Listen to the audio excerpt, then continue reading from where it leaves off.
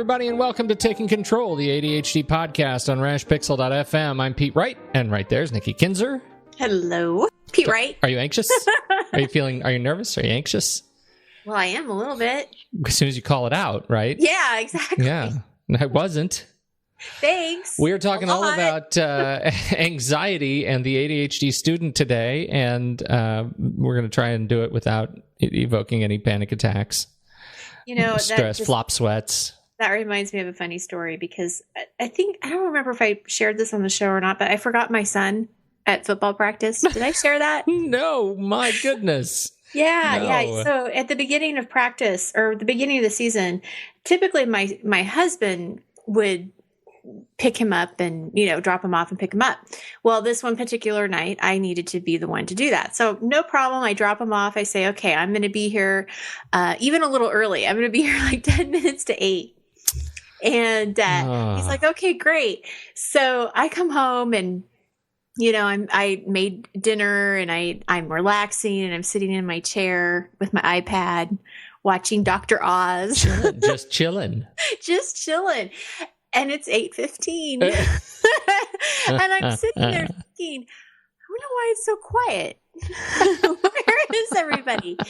And then it dawned on me. It's like, oh my God. And I'm like, Paige, hurry up. We got to go get Jaden. And so, panic and anxiety driven driver, anxious driver on the road. Yeah, right. It's like, slow down. I'm like, okay.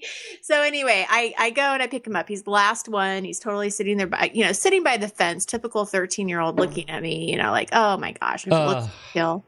Coach is there waiting, with him patiently. And I felt terrible. Oh my goodness. And I'm like, I'm so sorry. It's never happened again.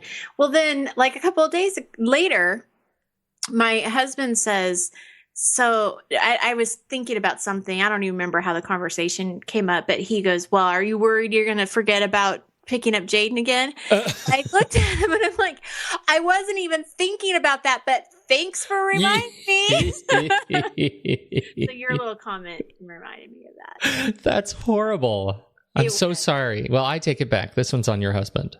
Yeah. But the topic that we're going to talk about is very serious and dear because I certainly do have anxiety issues. Yes. I admit it. Me too. I'm looking forward to getting into this sort of.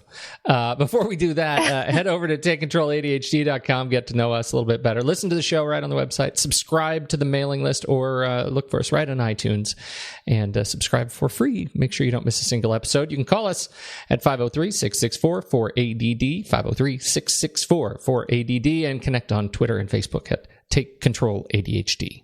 And if you feel like it, leave a review. Yeah, we would love to see some reviews in there. That's we appreciate that. It's very motivating, and it helps other people find the show when they are looking for their ADHD support. That's right. We have just a little bit of follow-up from some of the money management, the digital episode, which was fantastic. Rick writes in with a recommendation for You Need a Budget. YouNeedABudget.com, YNAB. It's software for Mac and Windows and iOS and Android. And, it really seems like it's a cross between something like Quicken as a transaction management tool, but it sounds from Rick like they've really nailed the automation part, which I think is a really important thing. As you remember me talking about, it's really important not to have too much to stress over. He says the basic concept is to accumulate a month of expenses and begin the program by using that money to pay your bills for the following month. A great stress reducer. I took money out of my savings in order to get started. It's great for people with variable income because you have a full month to adjust your budget to meet your expenses if your income dips during a current month. You can make your budget categories as granular as you want, and you can manage multiple accounts. It also imports Quicken Web Connect files from my credit union, which is also handy. One of the best features, the iOS and Android apps that allow you to enter transactions on the go, which then sync to your desktop program via Dropbox, fully encrypted.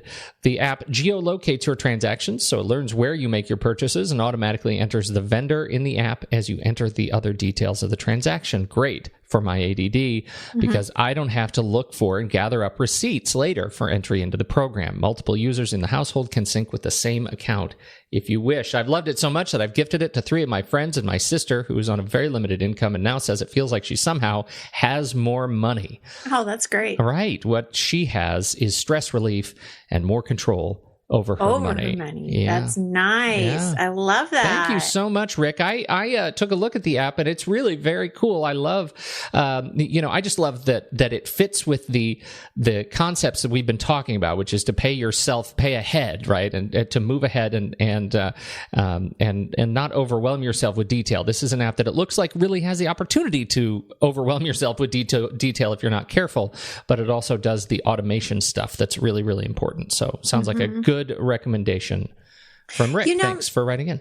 I love that. And something I learned in this last month since I've been working on my budget, I realized I wrote a blog post. The very last blog post that I wrote about with the money management was how to pay attention to your finances, how to remember, right? Mm-hmm. And it was interesting because I was telling my husband, I think, and this seems so obvious because you've talked about it, where how you and your wife sit down weekly and go over your finances. And I think that the mistake that I've made is that I will set up a budget and then I just sort of like forget about it. Like I don't really keep tabs on it throughout the month. And that's like been the biggest learning lesson for me, is that if I really want to stay within my food budget, I have to pay attention to how much money I'm spending on food. Right. And that is a conscious effort. It's not just to set the budget at the beginning of the month and then at the end of the month see how you did. You can't do that. Yeah, like so many things we talk about on the show, budgeting is another one of those things that is not a destination. Right. It is the journey. It is constant. And you're never finished. You're never finished with your budget because your finances are always going to change. Yeah. Maybe they don't change month to month, but quarter to quarter, half to half, year to year, you got to stay on top of it. So I think that's a great observation. All right, let's talk about anxiety. It makes you now segue. Yeah, because that whole money thing makes me anxious. So I want to know how to deal with it. All right. Let's do it. And I'll tell you, this anxiety stuff, it does make me a little anxious. I haven't had any full-on panic attacks in a while, but I used to get them to the point where I would like lose sight. I would like go blind for 10 minutes, like literally full-on tunnel vision, can't see, have to lie down. It was bad. When I have gotten them, it's been the almost fainting feeling where I, literally will almost faint. Yeah, you just have to like pull over the car if you're driving. Like there's no way forward. Yeah, it's weird. Yeah. Okay, well, specifically, I want to talk about. We're going to talk about, I shouldn't say it's specific because it's really actually quite general. But the reason that I bring it up is because I see anxiety with college students. And, we're talking about back to school. We're talking about college. I coach college kids and adults. I should say they're not kids. They're adults. What am I saying?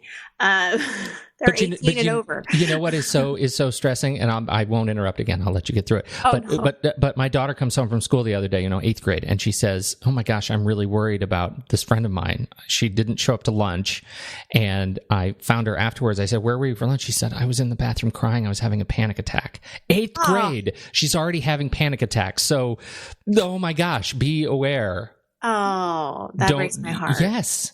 Because by the time you get to college, oh my goodness, they just magnify. So now they do. And that's what I was going to say is that, if you put it in the context of a college student or, going for their degree, there's testing anxiety, there's social anxiety, there's overall general anxiety of being, too overwhelmed, too much to do, not knowing how to manage their time, being on their own for the first time. There's just all of these different components that can add stress. And, anxiety can be devastating. And so, I have just a few things to kind of talk about, but the first thing I really want to emphasize is that if you feel like you have anxiety, and I guess it's being aware of it. What does it feel like? Do you worry a lot? Do you feel it in your body? Like we were talking about earlier, you having panic attacks where you can't see or you start to faint or your heart starts beating and you're just worrying, right? Can't get something off of your mind, can't sleep. There's a lot of different components or not side effects, but symptoms. What am I saying? Symptoms. Yeah. Thank you. talk to your doctor. That is so important. For a number of reasons, I think too. For me, it was, I remember taking a long drive and I was having a panic attack, and it was very new to me, the experience, and I thought I was having a heart attack. And so I went straight into my doctor, and he gave me an electrocardiogram and said, "You are not having a heart attack. You're having a panic attack, and let's talk about what that is." And now we can figure out, let's figure out some strategies. What was going on in your mind? What were you experiencing? What are the things that trigger this physical feeling for you? Because I'll bet dollars to donuts people don't know that they're having a panic attack. Oh, that's so interesting. Yeah, you thought you had a heart attack. Yeah, I didn't know. I didn't know that I had the generalized anxiety disorder as a result of this. I didn't even know what it was. I thought I was having a heart attack. Right? It just, when it triggers it, and knowing allows you to have that conversation with either other professionals or family and friends, just to really get it out in the open and understand what you're experiencing. So important. Well, and I was probably 41 when I was diagnosed with the general anxiety disorder, and it was I went into the doctor and I filled out the little anxiety depression test, and I failed. I failed. Oh. I know, right? And I wasn't expecting to fail. I mean, that's the thing, is that you say you don't really know that that's what it is. It's like, I didn't know. I've had these feelings forever, since I was young, but yet I didn't know that that's what it was. I always thought that I was just an analyzer. Seriously, that I remember going through college thinking, well, I just analyze things. Oh, I overanalyze stuff. It's just me. Yeah, I never really thought of it as, I just thought I liked to pick things apart. Oh my God. I pick up to the part where I break out in a flop sweat and can't speak. I know. And I worry. Yeah. So, and I don't mean to laugh. I'm laughing at me. I'm not laughing at, anybody that has this, because I have to. It's terrifying, but you get to the point where you have to. Yeah. So, I mean, that's the thing, is you got to get help. If you notice these kinds of things, if you're relating to what Pete and I are talking about, or you just know something's not quite right, I really encourage you to go talk to your doctor, especially if you've been diagnosed with ADHD. And I'll tell you why. The statistics show that it's very common to have anxiety and ADHD together. In fact, about 30 to 40% of people who have ADHD have some kind of anxiety. So it is not, they're not going to be surprised if you say, gosh, I'm starting to feel some, anxiety or anxious feelings. Be honest with them. If you want to take medication, definitely be very honest with the doctor about what you're feeling, so they can get you on the right kind of medication and treat both things. Mm-hmm. So, and that is a doctor conversation. That's not a conversation you have with your ADHD coach. That is definitely something you need to, see a doctor, your therapist, psychiatrist, whatever, to get the right medication for you. Mm-hmm. Okay. So, what I want to kind of talk about is a little bit about my personal experience, some of the things that I have found that have helped, but then also things that I see with my students, the college students that I coach. Exercise, self-care. Oh, it's so important, especially when you're trying to manage not only your ADHD, but your anxiety. If you're not getting any exercise, if you're eating poorly, and I mean eating processed food, eating fast food, not paying attention to, just your general health, getting no sleep. That's a huge issue for many ADDers. Your anxiety is going to increase. It's going to get worse, And so what we want to do is the opposite, and make you feel better. And, you can do that by getting the right exercise, by eating a clean diet, trying to get enough sleep. I know that that's really hard for a lot of people. And then having a really strong balance, I think, between having fun activities and school, or fun activities, school and work, depending on what kind of situation you're in. But you got to take care of yourself. It's amazing the difference that it makes. And I would just add, it's amazing how quickly you can make a difference in how you feel. Isn't that true? It is unbelievable.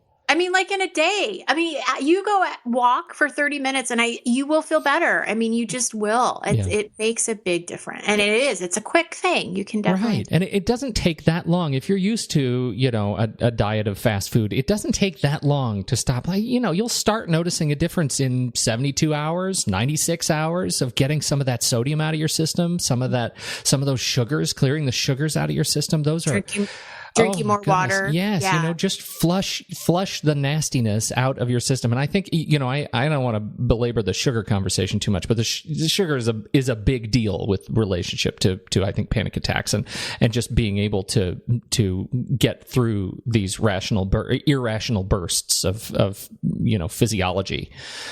So really, really important stuff. And I think that really with that, you just have to do a little bit of planning. You may, if you really, if you're new to what clean eating is, and if you're new to how to, get that sugar out of your diet, do some research. I mean, there's a lot of great articles out there, a lot of great documentaries that you can watch. So you might have to do do a little bit of research up front, do a little bit of planning.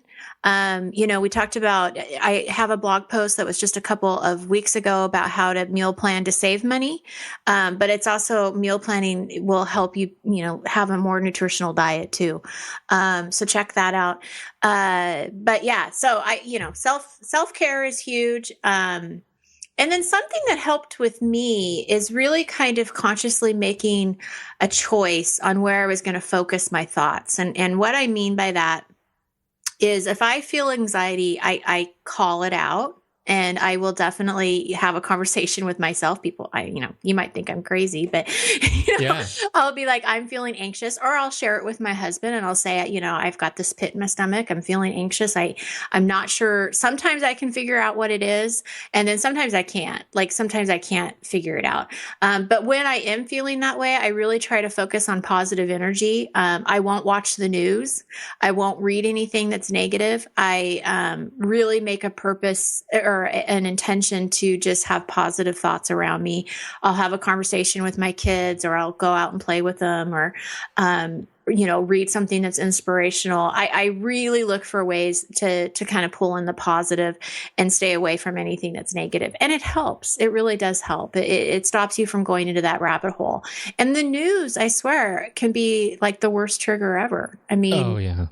It's terrible. And so, for me, it's always just find any way that I can to stop the noise around me. Right. Mm-hmm. And that's just, turn off the radio, turn off the TV, turn off the computer, get to a quiet place and just focus on breathing, because this is that space where you need to get into your kind of meditative state in order to bring yourself back down to a state of calm. You don't want to introduce anything that could surprise you, right? No, you just find whatever is the most predictable location that you can to just stop and retreat, because that is interesting. One of the things that my doctor suggested was when I get into this, when I find myself in this space, to find a way to walk around very slowly outside and do something super repetitive, like stick my arms out to my side, like Vitruvian Man, right, out to the side, and move them in small circles straight out to my side. Something super repetitive that is tiring eventually, or do the same thing, holding your hands up over your head and just walk in a straight line 20 paces, turn around, do the same thing, coming back. And just while doing that, try to slow your breathing, right? And this is if you don't get them like me, where you lose your vision, your visual acuity. You don't want to be walking in a straight line if you can't actually see. Right. But these small motions actually help you find that space of predictability, and it's just exhausting enough that it forces your body to kind of regain control. Interesting. Yeah, it works really well. I'll have to try that. Yeah. When I'm not dizzy. You should do that. Yeah, no, vertigo, again, bad time to try anything when you're waving your arms around like a maniac. Yeah. Well, and the last thing that I have to say, and you can add anything that you would like to with Pete. Either way, Peter, either one of us will chime in. That's right. I think this is really important for me, is to surround myself with positive people, to talk with people that will understand, who aren't judging me. And I think it's a domino effect. When you're around people who are really positive, that joy is contagious. If you talk to somebody who already is sort of negative in their nature and you talk to them about this, it's just going to get worse. It's going to get worse. So kind of pick who you want to talk to. Does that make sense? Absolutely. Because you don't want to stay in that pile of anxiety. You want to get out of it. Right. And the challenge that I find is that if you're experiencing a panic attack, there's a reason, right? There's something in your life that's causing you to do that. Something is particularly weighing on you, something heavy. And just one panic attack, getting over one panic attack, might not resolve the source of your stress. So I would just add, when you surround yourself with positive people, pick one or two of those positive people to explain what you're going through. Mm-hmm. And tell them what you need when you're going through this, because having other positive, people around you can help talk you down and explain to them how to remind you to find peace. Explain to them how to help you count down from 10 to get your breathing slower. Explain to them to remind you to walk in a straight line with your arms over your head. Like, tell them the things that will help you get over this space, because likely you may find yourself on a bit of a roller coaster. You'll have one, you'll have another, if you don't really kind of figure it out. So I think that anxiety accountability partner is probably pretty important. Well, just to add to that, I think it's also important for you to share with them what kind of feedback you're looking for, because I have certain people in my life who just want to fix things. And sometimes I can't, or I don't want to hear a solution. Yeah. And so I think it's important to be, open to that if you're not looking for a solution, be open to that and let them know, okay, I'm not looking for you to fix this. I just need to talk about it. Yeah. And I think that at least makes a difference for me. Because, some things just, I don't want to fix it, or I don't care right now to fix it, or whatever. Yeah, right now I just need my heart rate down into a normal range. Right now I just need to remember how to breathe. I don't need to problem solve yet. Yeah, that can come later. Huge. So anyway, so that's all I have with anxiety, but just a couple things to tell people that are coming up on the blog that do definitely relate to what we've talked about today. I'm going to have a post that's called, oh gosh, now I can't remember the title. I don't have time to exercise. How did I forget that? Because I use that excuse all the time. So it's, I don't have time to exercise. And so I've got 10 different tips on how to get that exercise into your daily life. And then the second post I have, I was honored to interview a teacher who is going to give us some ideas and thoughts from her perspective on how to help your child succeed in school, with the child that has ADHD. So, excellent. And her son has ADHD herself. So she's not only a teacher, it's not only that perspective, but it's also from a perspective of a mom. Oh, fantastic. Yeah, and when do those both go live this week? Yes, this week. Excellent. So take a look at that. And don't forget, when you get over to the ADHD blog, make sure you subscribe to it. And you can make sure, if you subscribe to it, there's a little link right there on the blog. Subscribe to it, and then you'll make sure that you, every time we post a new post or article on the blog, you will get it in your email inbox. So you don't have to worry about coming back to the page every time. It comes straight to you. And you remember how last week you were like, now don't you post like 2 times? And I'm like, no, usually I post 1 time. And now you're posting 2 times. This week I'm posting 2 times. So you post. Never know. You never know. It's a mystery. It is a mystery. Thank you, everybody, for joining us for this conversation. We, as always, we are not medical professionals. Please talk to your doctor if you're experiencing these issues, because it's really important to wrap your head around it and get your body back in control. So really, really Godspeed on this stuff. We appreciate you listening. Thank you so much for downloading. On behalf of Nikki Kinzer, I'm Pete Wright, and we'll catch you next week on Taking Control, the ADHD podcast.